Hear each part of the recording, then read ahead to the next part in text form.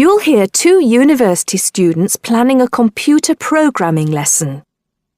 First, you have some time to look at questions 1 to 4.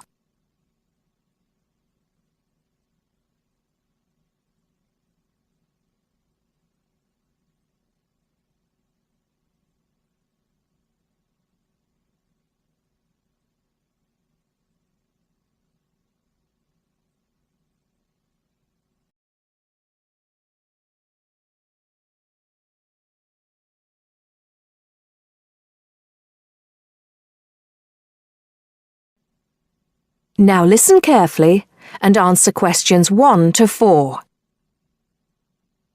Hi, Hardeep. Is now a good time for us to plan that computer programming lesson we've been assigned? Hey, Dawn.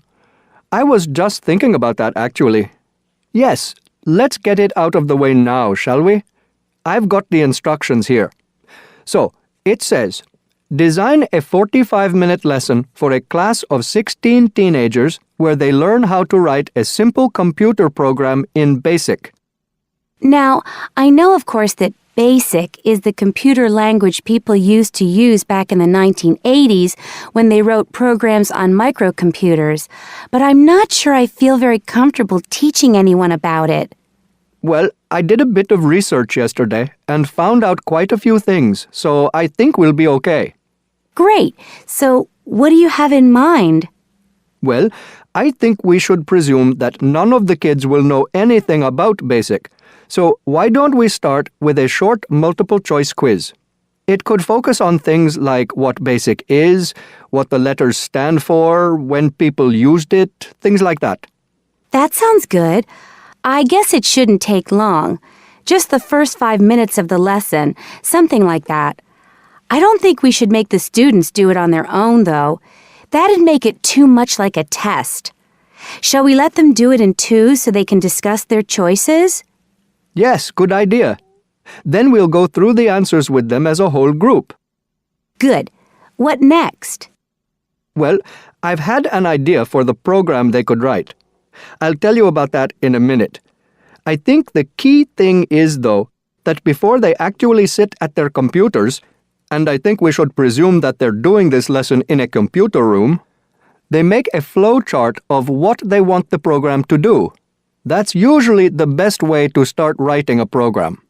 This flow chart will show all the different stages of the computer program, right? Exactly. It's probably best if the teacher stands at the board and everyone works on that together. Yes, otherwise they'll all come up with different flow charts and it'll get confusing. Precisely. I imagine making the flow chart will take about 15 to 20 minutes. Then they use that to write their computer program. Well, actually, I think there's a stage before that. You see, the flow chart will be in English. They're going to need to be taught a few basic commands so they can write their computer program. Now I'm getting out of my depth. What kind of thing would that be? Well, for example, when you want text to appear on the screen, the command is print in capital letters, followed by the text you want to appear in double inverted commas. Oh yes, I think I've seen that before. Right. So they'll need to be taught 5 or 6 commands before they use them to write their program. Okay, so how shall we do that? With the teacher talking to the whole class again? Well, we could, but it might be more fun to make it more like a competition, where there are a few teams competing against each other. Each team has maybe 4 or 5 people in it, and they have to do some kind of matching task. You know, they match the command print with to make text appear on the screen, something like that. That sounds good. Teenagers love competing with each other. Exactly. And then, for the final part of the lesson, they use their flowchart and the commands they've learned to produce the program. Let's presume, shall we, that there are 8 computers in the room, so that's 2 students for each computer. That sounds reasonable. So, tell me more about your idea for the computer program they're going to write. Before you hear the rest of the conversation, you have some time to look at questions 5 to 10.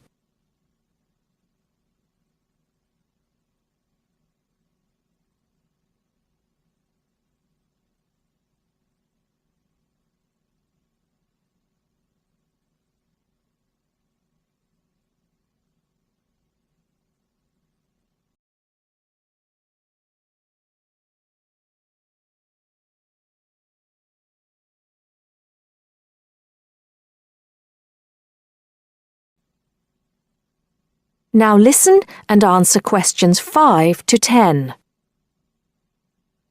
Okay, so it's a very simple program. I've actually written it down here so we can go through it together. Okay, so the first line says 10 CLS. What on earth does that mean? Well, every line of a basic computer program starts with a number. They usually go up in tens, so the first line is 10, the second 20, and so on. And CLS is the command we use in BASIC to clear the screen. Oh, I see. So that's just telling the computer to start with a blank screen. Exactly. Then we move on to the next line. So this one says 20, print, guess a number between 1 and 10. Right, I see. That appears on the screen. It's not that difficult, is it, when you get the hang of it? Let's see if I can work out the next one. 30, input I. Oh, not sure about that. Well, all that's saying is that the person playing types in a number. Input is the basic command for type in, and I just means any number you like. Oh, okay. Then what happens next depends on what the number is. So we've got 40 if I is less than 1, or if I is greater than 10. Then print. Bad choice. Right, so if they type, say, 0 or 11, that appears on the screen. Exactly. And then this next line takes them back to where it asks them to type in a number between 1 and 10. That's line 50. I see. And line 60 says, if I equals 6, then print. Correct. Ah, okay. So if they've typed 6, they've got it right. And if they haven't typed 6, which is the next line, then try again comes up on the screen, and that takes them back to where they choose another number. It's clever. Well done.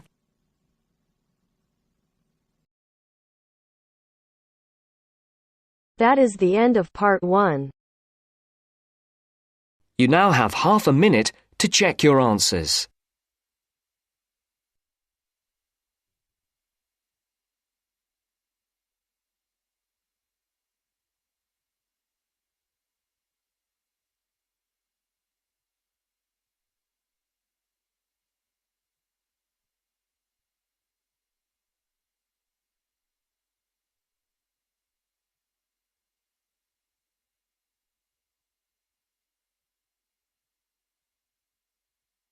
Now turns to part 2.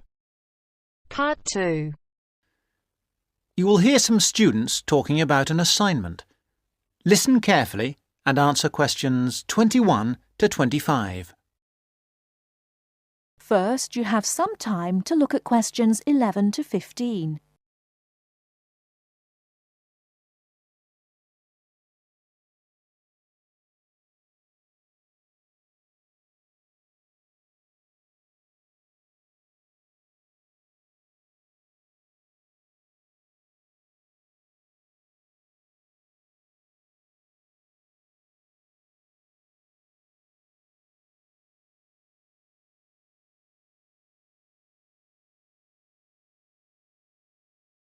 Now, listen carefully and answer questions 11 to 15.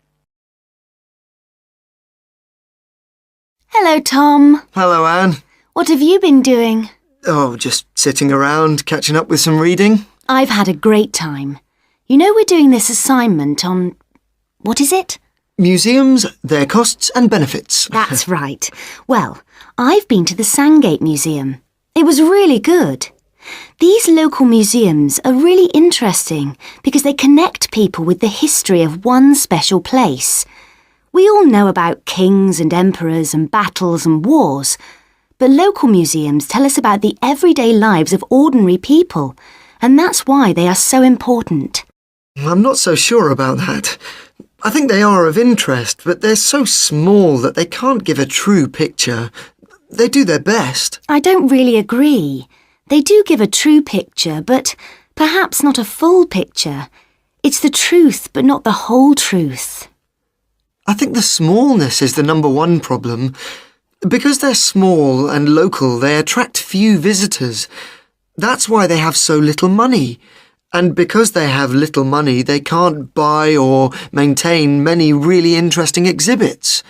As a result, the shop is almost as big as the museum to try to raise money by selling souvenirs, postcards, sweets and so on. I think they find it difficult, but not impossible. And don't forget, they get a lot of their exhibits free from local people. There was this boat, for example, that was fantastic. Really? What was that?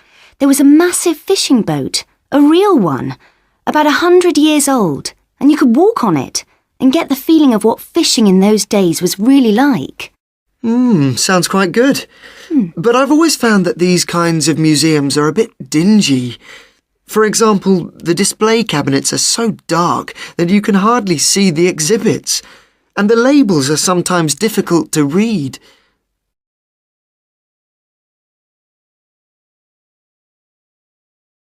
Before you hear the rest of the talk, you have some time to look at questions 16 to 20.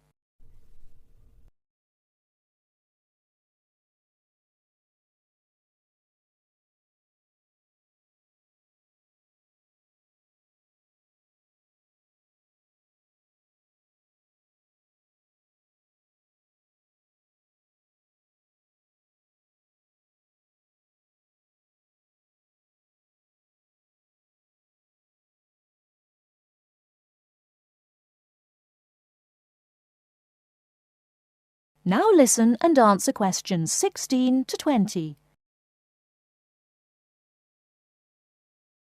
So coming back to our assignment, what we've got to decide is whether these museums should be funded by the government or just by local people. I think it depends entirely on what kind of museum it is. How do you mean? Well, take local history museums. They are small, so they won't survive without financial support. But that should come from the local authority, since only people in that area or tourists will visit it. I agree, but what about big natural history museums? Surely they should get money from the central government. Why? Children who want to learn about nature can go out into the countryside with their school teachers. They could survive from donations, and they get loads of visitors anyway. The state should spend more on science museums, since not enough people are studying science these days. I'm not so sure. But I do think a sort of museum which should not get public funds is the craft museum. Yes, like museums of cotton weaving. Yeah, which are of interest to only a very small number of people, and they should pay for it. I agree, but a working farm is a different thing again. That's something from the past of all of us, and so it's important to the local community. Kids can learn a lot too. That's the sort of thing that the local government should be spending its money on. Yes, I agree. Well, I think we've got plenty of ideas for our assignment.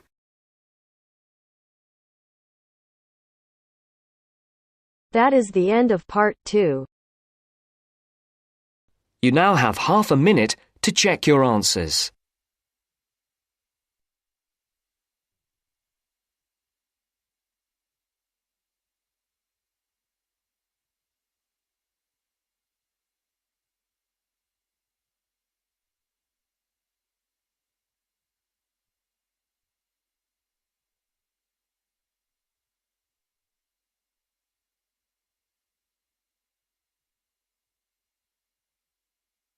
Now turns to part 3. Part 3. You will hear an interview with a wildlife specialist called Alison Sharp talking about bears. In the first part of the discussion, they are talking about the history of the bear. First, look at questions 21 to 23.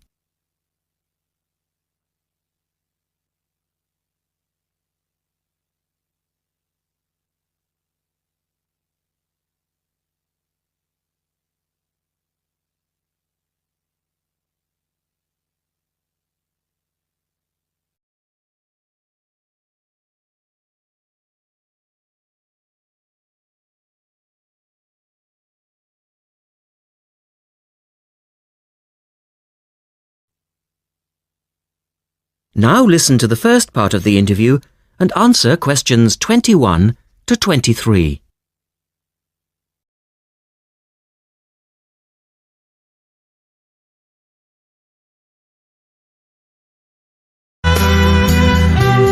Alison Sharp has spent much of her life researching bears, and in particular, bears in danger of extinction. She is the author of a recent book on bears, and we welcome her to the studio today. Thank you. Delighted to be here. First of all, can you give us a quick overview of the history of the bear family? Well, the bears we know today actually have as their ancestors bears which have been evolving for some 40 million years. We have fossils of the earliest true bear, and it's important to emphasize this because some creatures are called bears but are not. Such as koalas, for instance. Yes, exactly.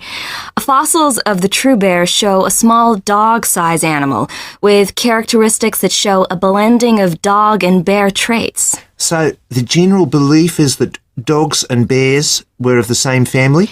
Yes, that's the theory. And then we see the arrival of the early cave bear. We know from cave drawings that Neanderthal man used to worship this bear and at the same time fear it. Understandable, perhaps. Yes, but they need not have worried because the cave bear only ate plants. In fact, the cave bear survived 2 ice ages, but then became extinct. In the second part of the interview, Alison talks more about the situation of bears today. Look at questions 24 to 30 first.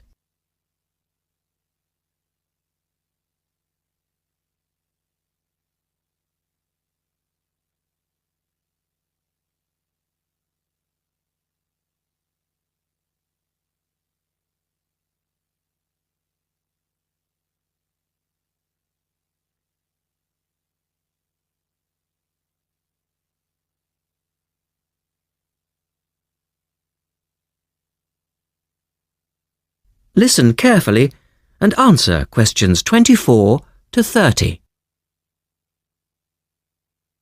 So, how many bears can we find today? And are any of them in danger of extinction? Well, I'll answer your first question first. There are 8 species of bear in all, among them the American black bear and the brown bear, from which evolved the newest species of bear, the polar bear. So, how old is the polar bear? Oh, he's a relative newcomer, just 20,000 years old. And could you tell us a little about them? Which is the largest bear, for instance? Well, the largest bear existing today is either the polar bear or the brown bear. Right. Don't we know? Well, it depends which criteria you use. The polar bear is the heaviest. The male weighs up to 1,500 pounds, but his narrow body actually makes him look smaller than the much more robust brown bear. So the brown bear appears the biggest? Yes. And the smallest? Well, the sun bear is the smallest of the 8 species. They only weigh between 60 and 145 pounds. That makes him a comparative junior. Yes. And then next we have the so-called giant panda. But that's a small bear too, comparatively speaking. And are all bears meat eaters? No, not at all. In fact, the giant panda is almost entirely herbivorous, living on a diet of 30 types of bamboo. Yes, of course. Pandas are famous for that. And another interesting bear is the sloth bear, which eats insects, particularly termites. He can turn his mouth into a tube and suck the insects out of their nests. So, going back to my second question, are bears really in danger of extinction? Yes, indeed, they are. The sun bear in particular, as they've been hunted almost out of existence. And the habitat of the panda is also being reduced on a daily basis. Can anything be done to reduce the threat to these endangered species? I know, for instance, that it's very hard to breed bears in captivity. Yes. Well, I think that by raising people's awareness generally, we can reduce conflict between humans and animals. To stop the slaughter in parts of the world where bears are still hunted. supposedly in self-defense or to protect livestock, but often quite unnecessarily. And we can also encourage governments to preserve the natural environment of the bear, rather than allow the areas where they live to be systematically destroyed in the name of progress. Yes, of course. And in addition to these global efforts, all profits from the sale of my book will go toward the United Nations Bear Protection Program. That's wonderful. And with the news coming up, thank you for your time, Alison, and best of luck with the book. Thank you very much.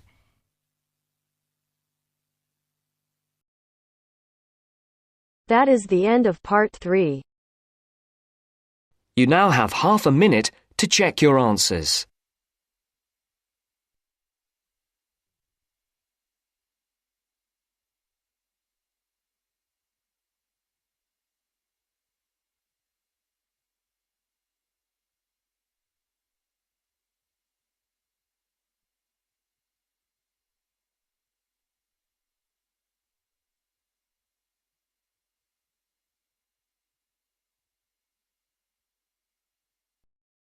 Now turns to part 4. Part 4. You'll hear an introduction about the tutorial courses of the physics school. First, you have some time to look at questions 31 to 40.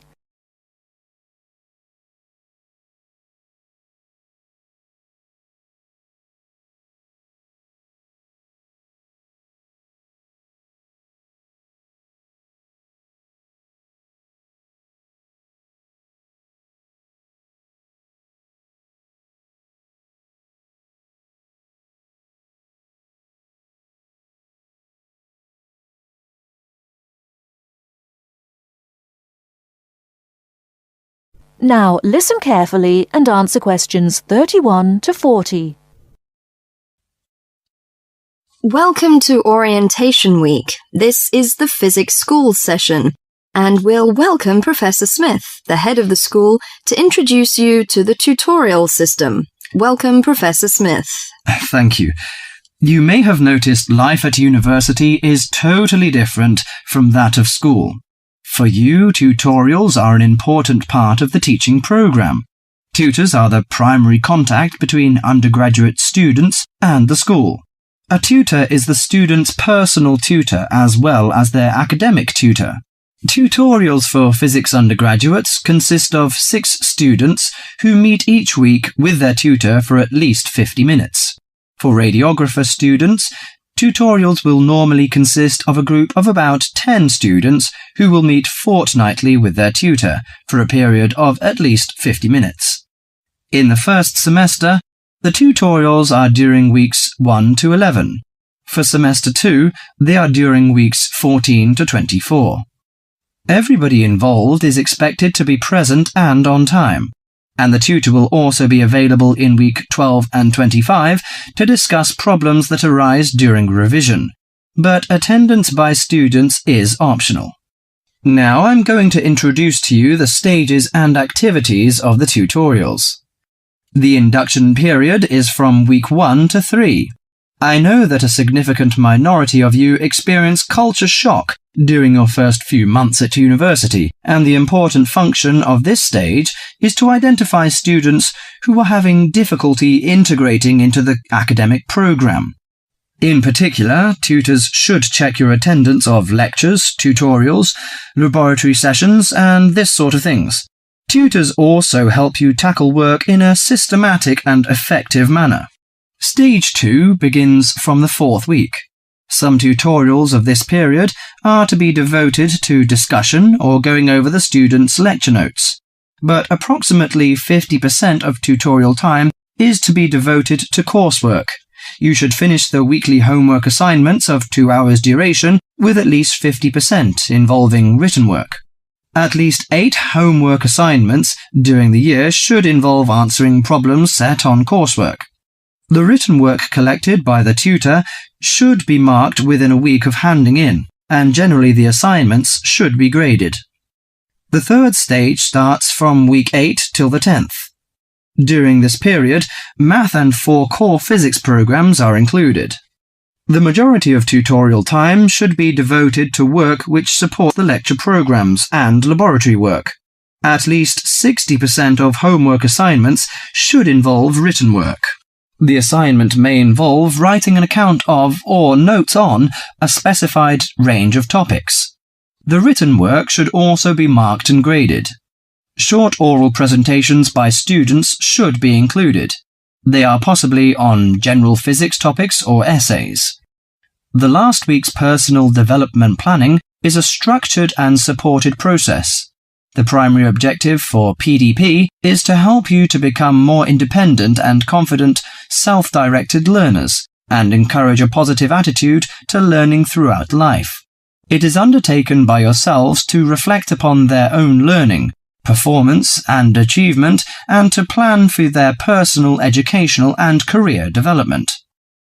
Finally, if without evidence of good reason you miss more than 2 sessions during a semester, or if the tutor is not satisfied with your progress, the matter must be immediately referred to the program director, who will normally issue formal warning, verbal and written.